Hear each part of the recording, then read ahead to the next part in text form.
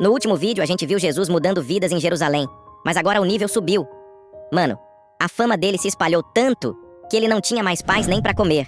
A galera vinha de todo canto, trazendo doentes e gente precisando de um reset. Jesus não fugia do corre. Ele olhava pra multidão com compaixão.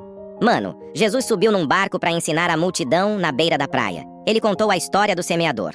Ele explicou que a palavra de Deus é a semente, mas o resultado depende do solo, que é o nosso coração.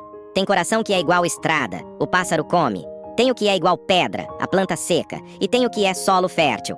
Pergunta: sinceramente, mano, como tá o solo do seu coração hoje? Pronto pra crescer ou cheio de pedra? Digita aí solo fértil, se você quer dar fruto de verdade. Depois de ensinar o dia todo, Jesus disse: vamos passar pro outro lado. No meio do caminho, veio uma tempestade insana, mano. Ondas cobrindo o barco e Jesus estava lá, dormindo de boa no travesseiro. Os discípulos entraram em choque e acordaram ele gritando: mestre, a gente vai morrer. Às vezes a gente acha que Deus esqueceu da gente só porque ele tá em silêncio. Jesus levantou, olhou pro vento e pro mar e deu uma ordem curta: cala-te, emudece. Mano, na mesma hora tudo ficou em paz total. Ele perguntou pros discípulos: por que vocês têm tanto medo? Ainda não têm fé? Os caras ficaram espantados, perguntando quem era esse que até o vento obedecia. Ele é o dono da física, mano. Assim que desceram do barco, um cara possuído saiu dos túmulos. Ele era tão forte que quebrava correntes, mano. Ninguém conseguia segurar o cara. Mas quando ele viu Jesus de longe, correu e se ajoelhou. Jesus ordenou que o espírito saísse. O cara ficou liberto, vestido e em perfeito juízo. Onde Jesus chega, as trevas têm que sair fora. Pergunta: você conhece alguém que parece que tá preso em algum vício ou comportamento ruim? Escreve liberdade e vamos orar por essa pessoa hoje. Um líder da sinagoga chamado Jairo chegou desesperado. Minha filha tá morrendo, vem e impõe as mãos. Jesus foi com ele, mas no caminho a notícia chegou. A menina morreu, não incomoda mais o mestre. Jesus ouviu e disse pra Jairo: não temas, crê somente. Mano, pra Jesus o game over é só um intervalo. No meio do caminho pra casa de Jairo, uma mulher que sofria há 12 anos de uma doença incurável pensou: se eu apenas tocar na roupa dele, serei curada. Ela tocou e o milagre aconteceu na hora. Jesus parou tudo e perguntou: quem me tocou? Ele sentiu que saiu o poder dele. A fé dela puxou o milagre, mano. Jesus chegou na casa de Jairo, entrou no quarto e disse pra menina morta: Talita cumi, que significa menina, eu te mando, levanta. Ela levantou e começou a andar na mesma hora. Todo mundo bugou de vez. Jesus provou que ele tem a chave da morte. Ele é a própria vida, mano. Tem algo que você acha que já morreu na sua vida? Um sonho ou uma amizade? Comenta ressuscita, se você acredita que Deus pode trazer de volta o que se perdeu. Galera, o deserto estava cheio e o povo estava com fome. Os discípulos queriam dispensar a galera, mas Jesus disse: deem vocês mesmos de comer. Só tinham 5 pães e 2 peixes de um menino. Jesus deu graças e a comida multiplicou tanto que sobrou 12 cestos cheios. Ele é o Deus da provisão. Mano, depois de multiplicar os pães, a galera queria coroar Jesus como rei na marra.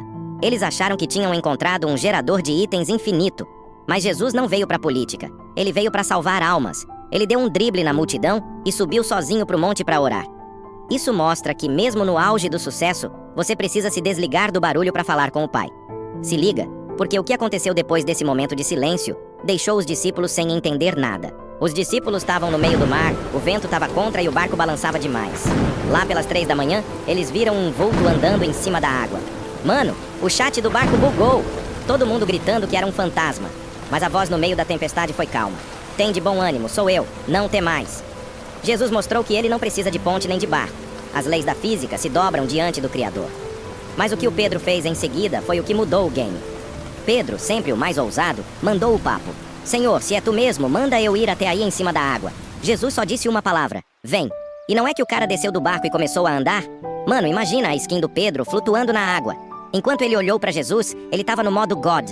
Mas no momento que ele olhou para as ondas e para o vento, o medo bateu e ele começou a afundar. O segredo não é a força do pé, é onde o seu olho está fixado. Gritando: Senhor, me salva! Pedro sentiu a mão de Jesus segurando ele na hora. Jesus não deixou ele afundar, mas deu aquele puxão de orelha. Homem de pequena fé, por que duvidou?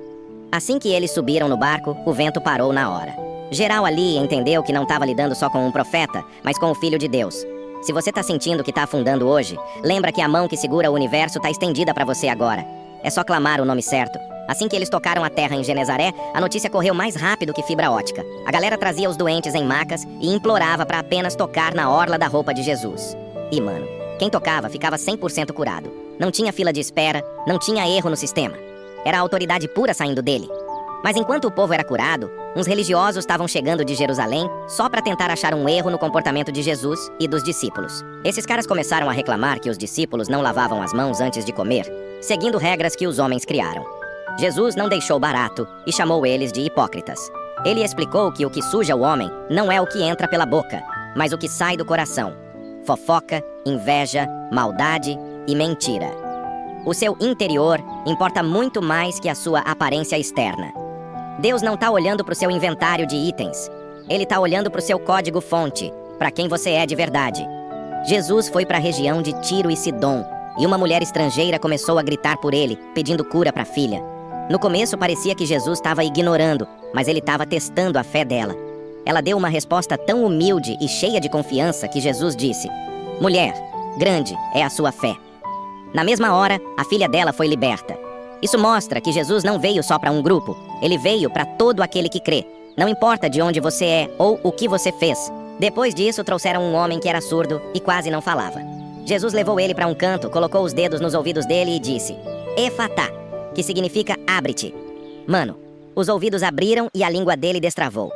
Jesus faz tudo perfeito. Ele devolveu a voz para quem não tinha e o som para quem vivia no silêncio. A galera ficou em choque total, dizendo que ele fazia bem todas as coisas.